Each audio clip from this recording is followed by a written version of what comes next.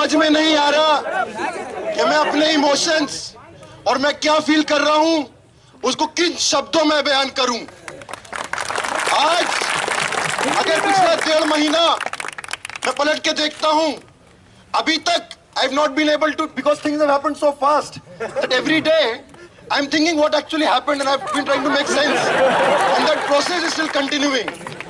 लेकिन एक चीज जो बिल्कुल सही साफ शब्दों में यहां पता है, और एक बात मैं बोलना चाहूंगा कि अगर इस सरकार को लग रहा था, आरएसएस को लग रहा था कि वो हम कुछ लोगों को प्रोफाइल करके विछंड करके हम लोगों को तोड़ सकती है, हम लोगों के आंदोलन को तोड़ सकती है, हम लोगों के एकता को तोड़ सकती है और सबसे जरूरी हम लोगों के हौसलों को तोड़ सकती है, तो वो कितने बड़े मुगालते में थे हमको यह देखने को मिल रहा है। आज मैं आप सब लोगों के बीच में खड़ा होके 1.5 महीने पहले से ज्यादा अपने आप को स्ट्रॉन्ग फील कर रहा हूं और ये हमारे आंदोलन की एक बहुत बड़ी जीत है। साथियों, हम लोगों को धारा 124A के तहत अंदर किया गया, सेडिशन अंग्रेजी में बोलते हैं, उनको बताना चाहेंगे हमको इस बात का कोई दुख, कोई शर्म नहीं है कि हमको इस धारा 124A के अंदर बंद किया गया। We are proud of the fact that we were booked under a law in which the great freedom fighters of our country, and after that several people, वो सारे लोग जो सत्ता को जिन्होंने हमेशा क्वेश्चन किया है, जो जनता के आंदोलनों में जुड़े रहे हैं, चाहे वो विनायक सेन हो, चाहे वो अरुंधति रॉय हो, चाहे वो प्रोफेसर शेख शौकत हो, हमारा नाम उन लोगों के साथ जुड़ा इस बात कि हमको we feel very proud of that fact. Comrade president Kanhaiya ने एक बात बहुत अच्छी बोली, सेडिशन धारा 124 अंग्रेजी में सेडिशन होता है, हिंदी में देशद्रोह नहीं राजद्रोह होता है।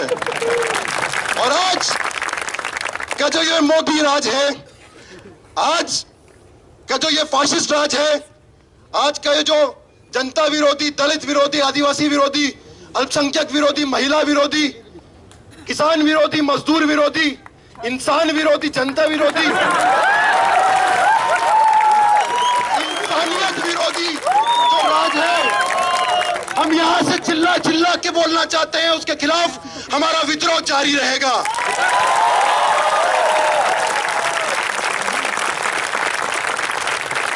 एक और चीज सोचने वाली बात है, 1860 का एक लॉ हमारे खिलाफ यूज किया, ये सो कॉल्ड नेशनलिस्ट लोग को अंग्रेजों के पास जाना पड़ा हमको अंदर करने के लिए। मतलब भगत सिंह ने बोला था भूरे अंग्रेज, इनके बारे में ही बोला था शायद। साथियों, अगर साफ शब्दों में मैं बोलूं तो इस बात का भी कोई शर्म नहीं है, कोई दुख नहीं है कि हम लोग कुछ दिन जेल में बंद थे।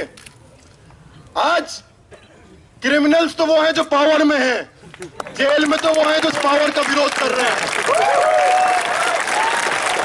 कौन है जेल में? आप अगर थोड़ा डेमोग्राफी देखें तो आपको जेलों के अंदर की जो तादाद है वो दिख जाएगा। अगर आप मारुति के मजदूर हैं जो अपने यूनियन की बात कर रहे हैं तो आपको जेल के पीछे डाल दिया जाएगा। अगर आप छत्तीसगढ़ या झारखंड के आदिवासी हैं जो अपने जल जंगल जमीन की बात कर रहे हैं तो उनको जेलों में डाल दिया जाएगा। अगर आप दलित हैं जो रणवीर सेना के खिलाफ लड़े हैं तो आपको जेलों में भर दिया जाएगा। और अगर आप मुसलमान हैं तो आपकी खता यही है कि आप मुसलमान हैं, आपको जेलों में भर दिया जाएगा। और इसके बाद वो लोग जो इन लोगों के साथ खड़े होते हैं, civil liberties activist, democratic rights activist, उनको भी जेलों में भर दिया जाएगा, हमको भी जेलों में भर दिया गया। कुछ दिन कोई बात नहीं, बाहर आ गए हैं। और जितने और लोग सत्ता का विरोध करते हुए जेलों के अंदर गए हैं, उन सब की लड़ाई को हम आने वाले दिनों में मुकम्मल अंजाम तक पहुंचाएंगे। साथियों, इस लड़ाई में हमने बोला कि आज हमारे देश में फ्रीडम एक्सप्रेशन खतरे में है। मैं अग्री नहीं करता, मैं डिसएग्री करता हूं। कहां है फ्रीडम ऑफ एक्सप्रेशन खतरे में? अगर आप, ये डिपेंड करता है आप सत्ता के किस तरफ है, उस हिसाब से आपको फ्रीडम ऑफ एक्सप्रेशन दिया जाएगा। अगर आप सत्ता के साथ हैं तो आप चाहे मोदी हो, चाहे आप तोगड़िया हो, चाहे आप योगी आदित्यनाथ हो, या इतने सारे इनके छुट भैया नेता जितने भी हैं, पूरा फ्रीडम ऑफ एक्सप्रेशन है। हमारे सामने, हमारे देश में बाला साहब ठाकरे का भी हमारे सामने एग्जाम्पल है, जो खुले आम ये बोलते थे कि democratic rights activist, human rights activist को स्टेन गन से मार देना चाहिए, मुसलमानों को मार देना चाहिए। एक भी केस में उनको बुक नहीं किया गया। देशद्रोह तो छोड़ की छूट, बड़ी मतलब बड़ी बात, कोई छोटे मोटे केस में भी कभी नहीं किया गया। जो लोग सत्ता का विरोध करते हैं उनको हमेशा से जेलों के पीछे डाला गया, और हम लोगों को भी उसी क्राइम के लिए उसके पीछे डाला गया। ये बात, जैसे मैंने बोला कि I am still trying to make sense of what actually has happened in the last 1.5 months। और जेल के अंदर कई बार मैं सोचा कि क्या हुआ, कि हमने कुछ गलत किया, क्या हुआ 9 को, 10 को, 11 को, बहुत सोचा। फिर एक फिल्म मुझे याद आई। एक फिल्म है जो 1973 में चिले में पिनोशे का कू हुआ था, उस पर फिल्म बनी मिसिंग कोस्टा गाब्रस का। उस फिल्म में एक डायलॉग है, there is an American who comes to Chile at that time, whose son goes missing, and that American, a middle class corporate guy who comes to Chile at that time when the coup is happening, वो एक चिले के आदमी से पूछता है कि मेरे बेटे ने तो कुछ किया ही नहीं था, उसको गायब क्यों हो गया? वो बोला, तुम अमेरिका वालों की यही प्रॉब्लम है, तुमको लगता है कुछ करना पड़ता है जब जेल में जाते हो। कहीं ना कहीं हमारे देश की स्थिति आज वैसी ही हो गई है।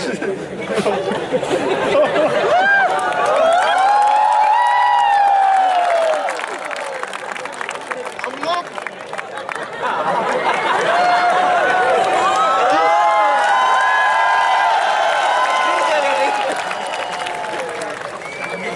जिस तरीके से पिछले 1.5 महीने में थिंग्स हैव टर्न, मतलब turn off events in the last 1.5 months, बहुत सारी चीजें हुई। जब मैं यहाँ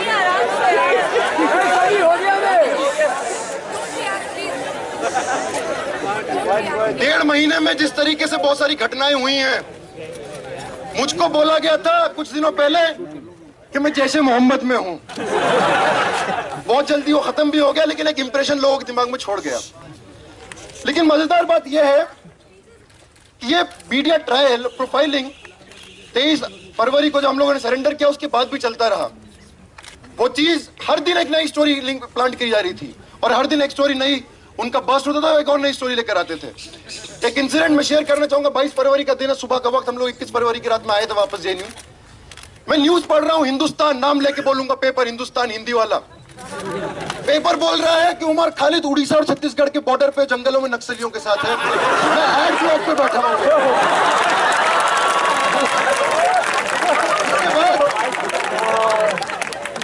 जब पुलिस कस्टडी में था, बहुत कुछ पुलिस कस्टडी में हुआ जो मैं because of the conditions of bail मैं आपके साथ बात नहीं कर सकता, लेकिन और भी बहुत कुछ हुआ जिसमें मैं बात कर सकता हूं। उसके कुछ चीजों पे बात करूंगा। एक दिन एक पुलिस अफसर ऐसी इंटरोगेशन के दौरान नहीं ऐसी बोला कि फोटो कौन सा है, अपने फोन में दिखाया। देखा कि मैं, एक और साथी जेएनयू के कॉमरेड हेम, उनके साथ था। ये फोटो आया है, देखो तुम्हारा नक्सलियों से कनेक्शन है। मैं बोला पहले तो बात आपकी गलत है कि वो नक्सली नहीं है, वो जेएनयू के छात्र थे। और बोला ये आईबी का फोटो है, आईबी फोटो लेकर आया, टाइम्स ऑफ इंडिया में छपा है। मैंने कहा सर ये मेरे फेसबुक से ही उठाया गया है। मतलब आईबी का फुल फॉर्म है इंटेलिजेंस ब्यूरो, लेकिन उसका कोई इंटेलिजेंस नहीं है। लेकिन एक चीज जो सामने आई इस पूरे दौरान, जो मीडिया का रोल था, and I don't think the media was acting independently. I think and I have strong reasons to think like that these were clear instructions एक सेक्शन ऑफ मीडिया को ऊपर से कि ये चीज आप दिखाइए। और उससे होता क्या है हमारे देश में, और सिर्फ ये कोई इकलौता केस नहीं है, ऐसे तमाम केसेस हैं कि मीडिया एक ओपिनियन ऑलरेडी जनरेट कर देता है। आप एक्सपेक्ट करेंगे कि पुलिस इन्वेस्टिगेशन करेगा और उसके बाद वो मीडिया को इंफॉर्मेशन देगा, जो मीडिया प्ले करेगी। यहाँ उल्टा होता है, मीडिया ट्रायल करता है, उसके उसके बाद जाके पुलिस को इंफॉर्मेशन देता है, उस आधार पे पुलिस आपका इंटरोगेट करती है और उस तरीके उस आधार पे इन्वेस्टिगेशन होता है। एक दिन एक पुलिस अफसर बोल रहे हैं कि खालिद यार तू तो मास्टरमाइंड है। मैं बोला किस चीज का मास्टरमाइंड सर? मतलब ये तो आप उल्टा कर दिया आपने पूरी चीज को। जो मीडिया बोल रही है आप वो, अगर आपको वो पॉइंट ऑफ डिपार्चर है तो आपका तो कुछ इन्वेस्टिगेशन हो ही नहीं पाएगा ऐसे। तो ये चीजें मतलब एक ओपिनियन ऑलरेडी। और एक चीज जो बार बार समझ में आई, लास्ट टाइम जब मैं यहाँ आया था तो एक बात बोली थी कि पिछले 7 साल में I did not consider myself as a Muslim, neither did I project myself as a Muslim in this campus, but still I was projected as an Islamist terrorist. लेकिन इस दौरान जिस तरीके से once again इंटरोगेशन के वो details नहीं, लेकिन तो असाइड कॉन्वर्सेशंस होते थे, कहीं ना कहीं ऐसा लगा कि ट्रायल सिर्फ हम कुछ इंडिविजुअल्स का नहीं चल रहा और मेरे केस में सिर्फ मेरा नहीं और सिर्फ जेएनयू का नहीं, पूरे मुस्लिम कम्युनिटी का ट्रायल चल रहा है। इस तरीके से बातें करी जाती थी, इस तरीके से बातें बोली जाती थी। ये बोला जाता था कि आप जिस तरीके से फ्रेम होती थी, you have to prove, giving examples of this president Abul Kalam and many other people, कि वो लोग पेट्रियोटिक मुस्लिम्स थे, अब तुम अपना पेट्रियोटिज्म प्रूव करो। बार बार इस तरीके से चीजें फ्रेम की जाती थी। और मुझे एक चीज, जो एक सवाल मेरे दिमाग में बार बार आया, क्या मैं जिस तरीके से अपना अभी तक डिफेंस पेश कर रहा था कि नहीं मैं तो प्रैक्टिसिंग मुस्लिम नहीं हूं, मैंने तो ऐसा नहीं करा, is it actually helping the case? What if I was a practising Muslim? What if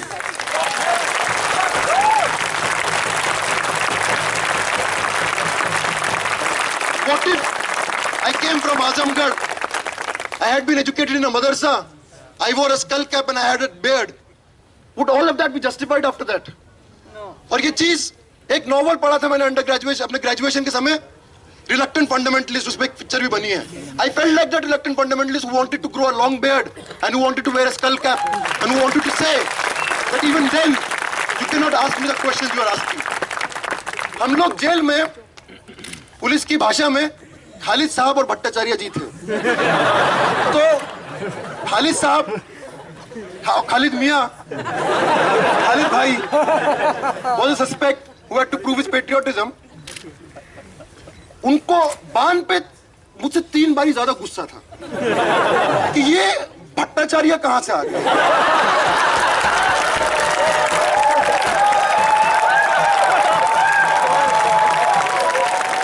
मतलब बोलते थे कि आप तो मतलब if I was a traitor to the nation by virtue of my birth, unless I prove otherwise, Ban was a triple traitor. Not only a traitor to his nation, also to his religion and also to his caste. एक बारी police अफसर बान को कोने में ले जाके बोला, एक काम करो, तुम बोल दो खालिद ने तुमको इन्फ्लुएंस किया था इसलिए तुम।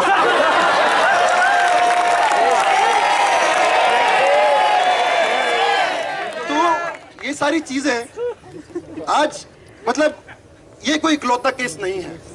इस तरीके से बहुत सारी चीजें उस पूरे दौरान मैंने सोची, बहुत सारी किताबें मैं पढ़ रहा था, मनीषा सेठी का जो किताब आया है काफका लैंड, उसको मैं पढ़ रहा था, और एक के बाद एक केस, चाहे वो महाराष्ट्र में हो चाहे वो दिल्ली में हो। By the way, you might be aware, we were taken to the specialists, the special cell, and we had our encounter with the specialists and वहां भी ये पूरी चीजें चलती रही। उन्होंने did not touch us physically, but बाकी सब जो कर सकते थे, बोलना, गालियां देना, ये सब करना, वो हमेशा रहा। ये सब हम लोगों ने इस पीरियड में we have been through all of this। ये सवाल बहुत महत्वपूर्ण सवाल है कि ऐसा क्यों हुआ? क्या कुछ 9 फरवरी को या 10 फरवरी को हुआ था इसलिए ऐसा हुआ? I don't think any one of us are in any illusion about that. This happened precisely for the fact that all of us, we are thinking people. All of us, we don't take anything जो Indian news x, मतलब आज ही मैं सोच रहा था, news x को देख रहा था कि यहाँ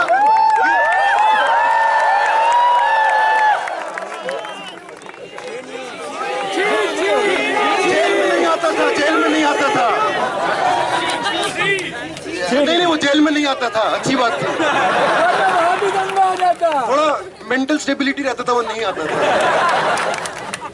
लेकिन ये न्यूज चैनल्स नहीं है, एक्चुअली में देखा जाए तो ये एंटरटेनमेंट चैनल जो थ्रिलर पेश कर रहे हैं। मतलब उसके बाद ऐसा हुआ, उसके बाद ऐसा हुआ। मैं एक दिन न्यूज में पढ़ रहा हूँ, वहां एक पेपर में प्रेमिका के दबाव में किया खालिद नसर है।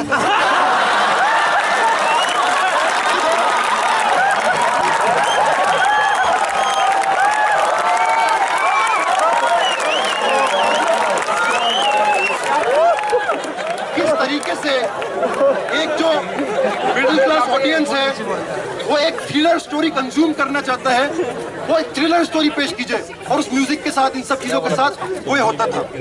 इन coming back to the point I was making, we were targeted because we think and we do not take anything that is given to us just like that. We question, we interrogate, we debate, we dissent, we are JNU,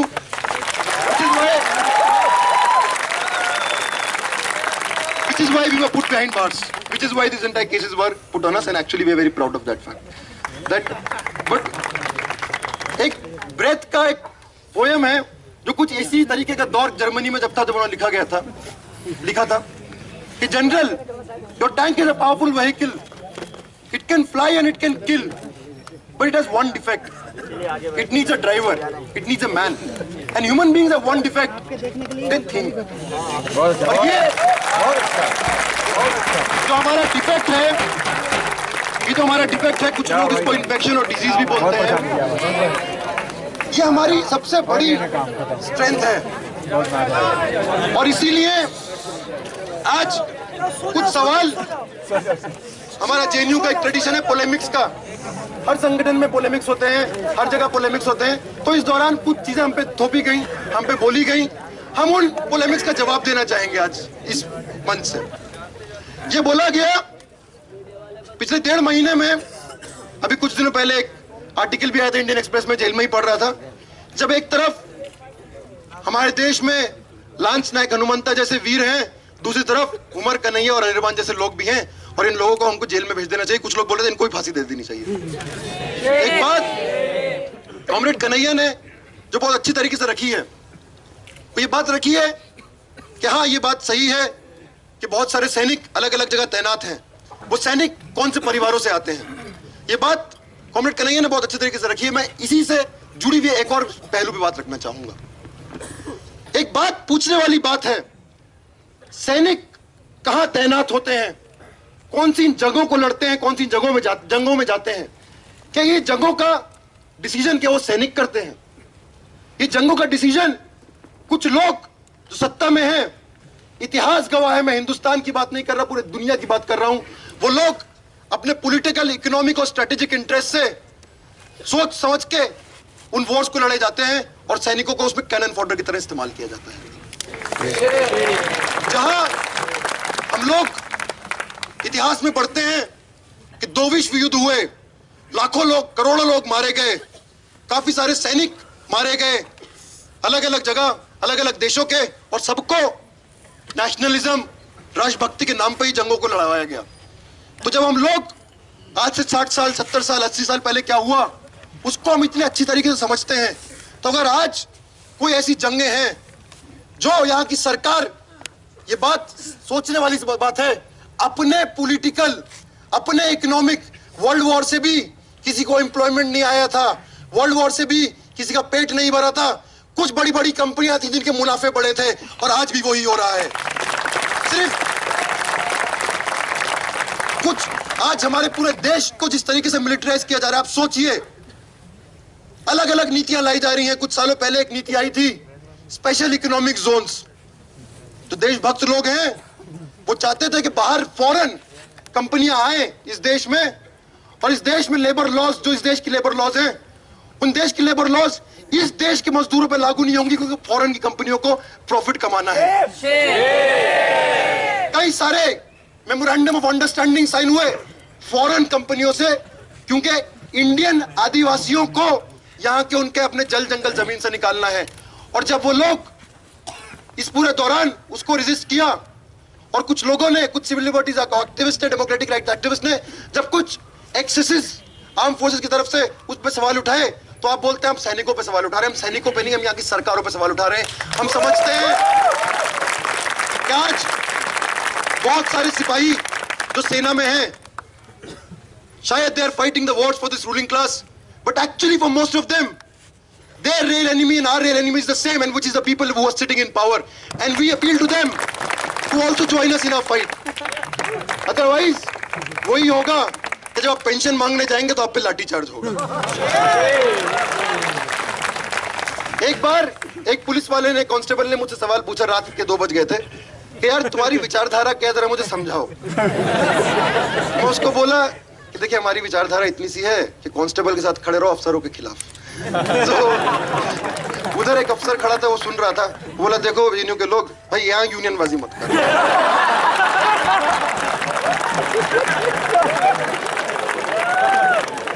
एक बारी एक और पूछा, once again interrogation का नहीं है, अलग से, कि यार लाल सलाम का मतलब क्या होता है, जब तुम्हें उठाकर ला रहे थे बहुत लाल सलाम तो दूसरा बोला सर मैं समझाता हूँ आपको। जो नक्सलाइट लोग है ना, एंटी डेमोक्रेसी, एंटी कॉन्स्टिट्यूशन, जब वो आर्मी और सीआरपीएफ पर अटैक करते चिल्लाते लाल सलाम, और फिर बोलते ही बोला आपने पिक्चर नहीं देखी है। तो एक चीज तो सामने उभर कर आई कि प्रेजुडिस इतना है कि दैट ओनली ओवरवेल्म्स। ये बोला गया कि तुम लोग एक्चुअली जेएनयू के लोग, तुम लोग कुएं के मेंढक हो, जेएनयू की 4 दीवारी में समझते हो वही दुनिया है, एक्चुअली में बाहर की दुनिया बहुत अलग है। हम बताना चाहते हैं कि इस जेएनयू की 4 दीवारी में ही अगर मैं अपने पिछले 7 साल की बात करूं, अलग अलग जन आंदोलनों के, जो अलग अलग इस देश में जन आंदोलन चल रहे हैं, उनके रिप्रेजेंटेटिव्स को अगर कहीं सुना है तो इसी 4 दीवारियों के बीच में सुना है।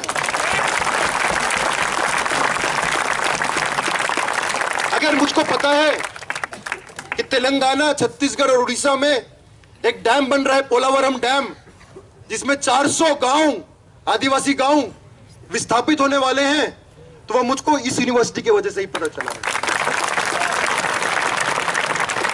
अगर मुझे Salwa Judum, minority witch hunting, caste massacres के बारे में पता चला है, तो वो मुझको इसी विश्वविद्यालय के वजह से पता चला। और एक और बात इस विश्वविद्यालय की बात मैं बोलना चाहूंगा, सिर्फ ऐसा नहीं है कि इस विश्वविद्यालय ने हमको बहुत कुछ दिया है, इस विश्वविद्यालय की 4 दीवारी कभी भी इस देश की संघर्षशील जनता के लिए कभी भी बंद नहीं रही। जब 84 में सिखों को पकड़ पकड़ के मारा जा रहा था, तो इसी कैंपस की 4 दीवारी थी जिन्होंने यहाँ सिखों को रखा था।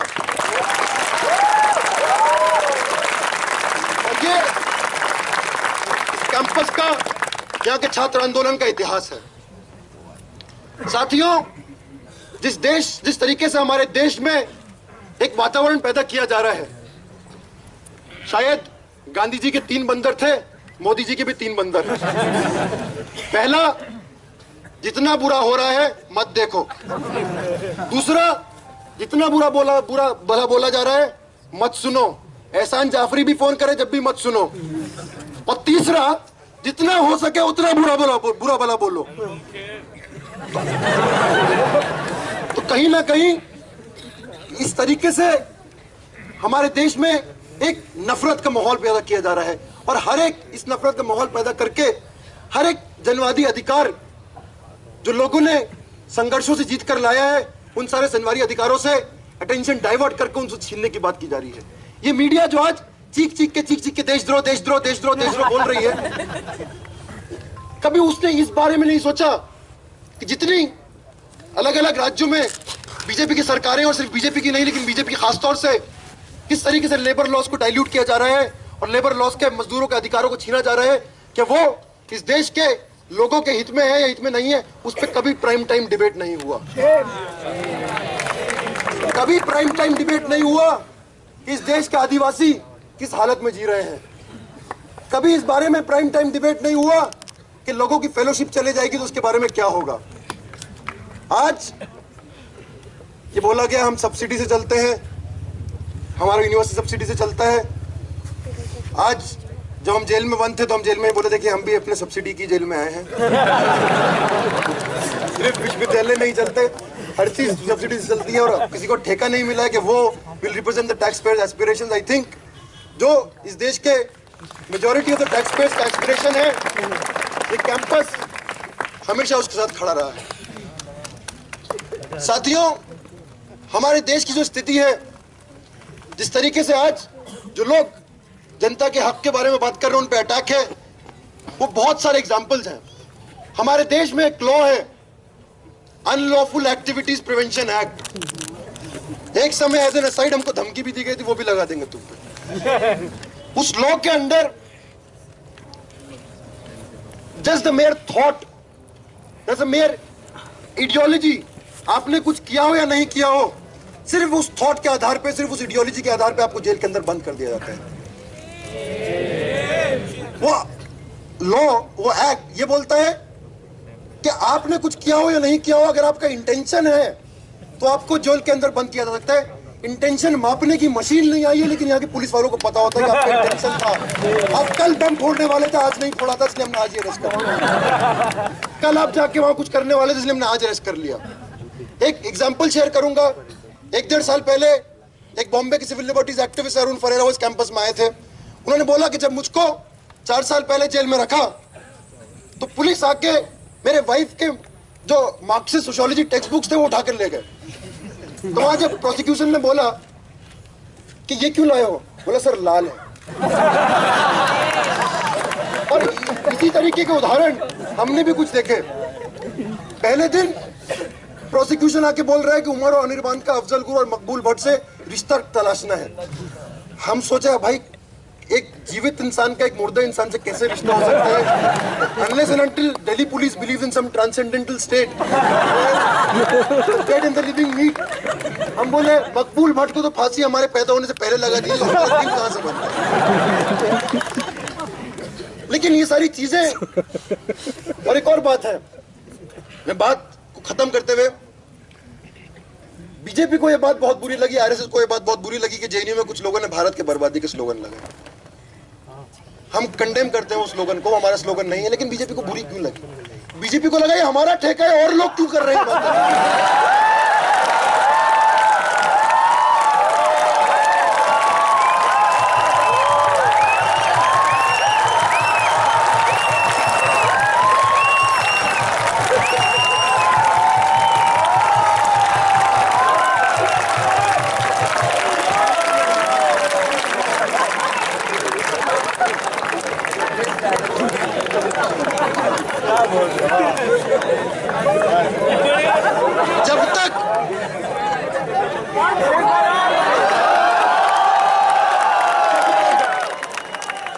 जब तक इस देश में भाजपा और आरएसएस है, इस देश को कोई और बर्बाद नहीं कर सकता।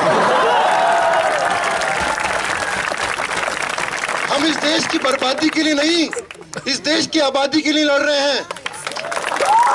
लेकिन एक नारा तो जरूर रहेगा, और कुछ मीडिया वाले हैं तो उनको बोलूंगा, यहां जंग का मतलब संघर्ष है। भारत की नहीं, संघ की बर्बादी तक जंग रहेगी, जंग रहेगी।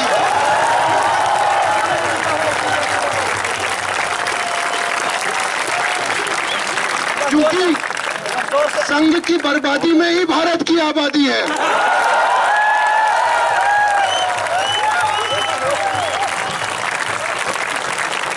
कल नरेंद्र मोदी वर्ल्ड सूफी फोरम को एड्रेस कर रहे थे,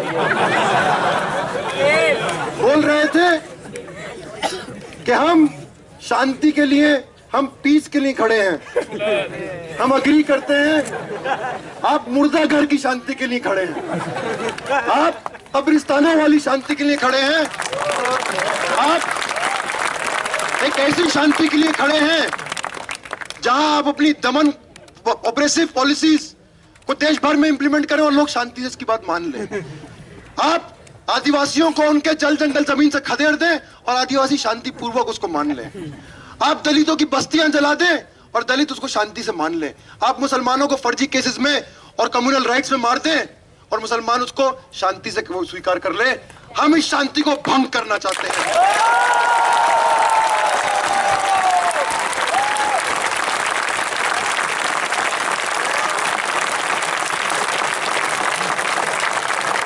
We believe anywhere in this world There can never be peace without justice. And we are fighting for all the people to establish that peace and that justice. साथियों, जिस तरीके से intimidation, threats, मारने की धमकी, आज मेरे परिवार को एक सिक्योरिटी मिला हुआ है क्योंकि अंडरवर्ल्ड से धमकियां आ रही थी। हमारे देश में बोलना, आवाज उठाना, मतलब ये it's a very serious thing. I want to point your attention to it can actually be fatal. People have been killed. There is an entire history in the 80s of civil liberties activists in Andhra Pradesh being killed because they spoke about the state repression. There is, हम भूले नहीं हैं शाहिद आजमी को, जिनको उनके संघर्ष के लिए उनको मार दिया गया, और ऐसे सैकड़ों लोगों को हम भूले नहीं हैं। अलग अलग तरीके से हमले किए जाते हैं, अलग अलग तरीके से बोला जाता है कि अगर आप ज्यादा बात करेंगे तो आपको जान से मार देंगे। मार्क्स ने बोला था, let life be dead but death must not be allowed to live. Today, it's true that we may face consequences if we continue to speak up, but without speaking up, it will be a morbid life.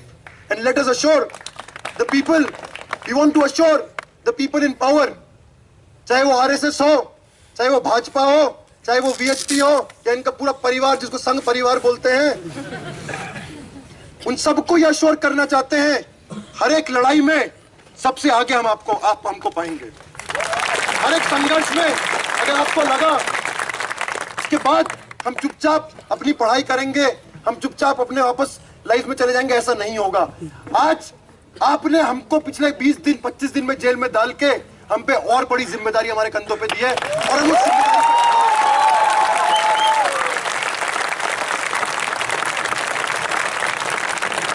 आखिरी बात, जहां तक संघ के बर्बादी तक जो हमारी जंग है, उस जंग का ऐलान हमने नहीं किया था। उस जंग का ऐलान भगत सिंह ने किया था, जब उन्होंने बोला था कि ऐलान कर दो that a state of war exists and shall exist as long as there exists exploitation of human being by human being. It may be carried on by whites or whites and Indians together, or even Indians alone. But as long as that exploitation continues, our war will continue. एक बात जो बाबा साहब ने बोली कि इस देश को अगर सबसे बड़ा खतरा है तो उन लोगों से है जो इस देश में हिंदू राष्ट्र लाना चाहते हैं। इन दो कोट के साथ, बाबा साहब के कोट के साथ और भगत सिंह के कोट के साथ अपनी बात को खत्म करूंगा, और इस कन्विक्शन के साथ, इस अश्योरेंस के साथ कि हम सारे लोग एक और बात, सॉरी लास्ट में एक और बात बोलना चाहूंगा कि कहीं भी लास्ट टाइम भी एक चीज था कि let's not privilege ourselves.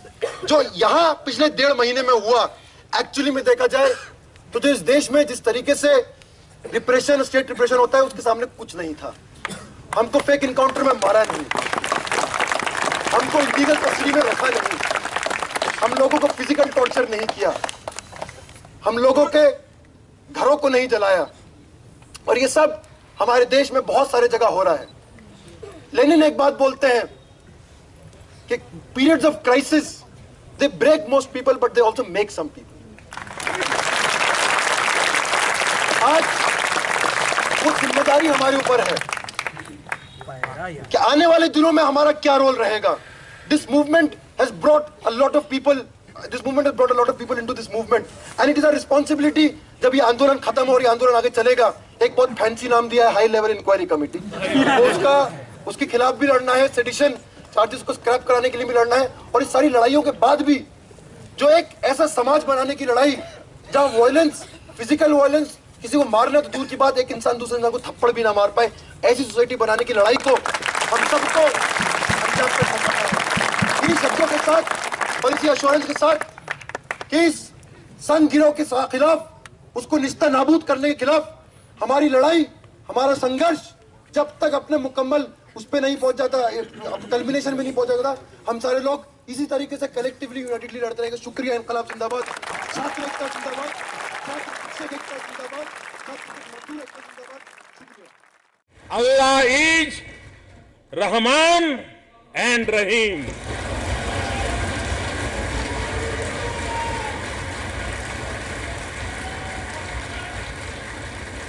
Sufism is the voice of peace.